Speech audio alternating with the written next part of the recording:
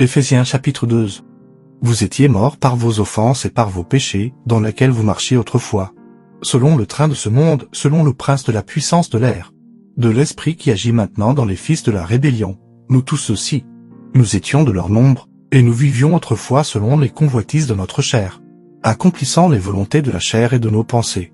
Et nous étions par nature des enfants de colère comme les autres, mais Dieu, qui est riche en miséricorde à cause du grand amour dont il nous a aimés, nous qui étions morts par nos offenses, nous a rendus à la vie avec Christ. C'est par grâce que vous êtes sauvés.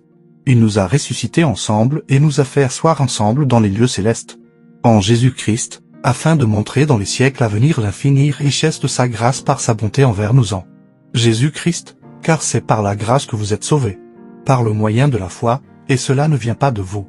C'est le don de Dieu, ce n'est point par les œuvres, afin que personne ne se glorifie, car nous sommes son ouvrage, ayant été créés en Jésus-Christ pour de bonnes œuvres que Dieu a préparées d'avance, afin que nous les pratiquions. C'est pourquoi, vous autrefois païens dans la chair, appelés incirconcis par ceux que l'on appelle circoncis et qui le sont en la chair par la main de l'homme, souvenez-vous que vous étiez en ce temps-là sans Christ, privés du droit de cité en Israël, étrangers aux alliances de la promesse, sans espérance et sans Dieu dans le monde. Mais maintenant, en Jésus-Christ, vous qui étiez jadis éloignés, vous avez été rapprochés par le sang de Christ, car il est notre paix.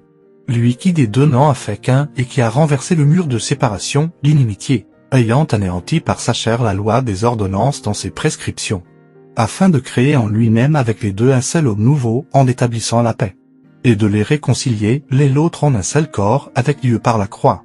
En détruisant par elle l'inimitié, il est venu annoncer la paix à vous qui étiez loin et la paix à ceux qui étaient près. Car par lui nous avons les uns et les autres accès auprès du Père dans un même esprit. Ainsi donc, vous n'êtes plus des étrangers ni des gens du dehors, mais vous êtes concitoyens des saints, gens de la maison de Dieu. Vous avez été édifiés sur le fondement des apôtres et des prophètes, Jésus-Christ lui-même étant la pierre angulaire. En lui tout l'édifice, bien coordonné, s'élève pour être un temple saint dans le Seigneur. En lui vous êtes aussi édifiés pour être une habitation de Dieu en esprit.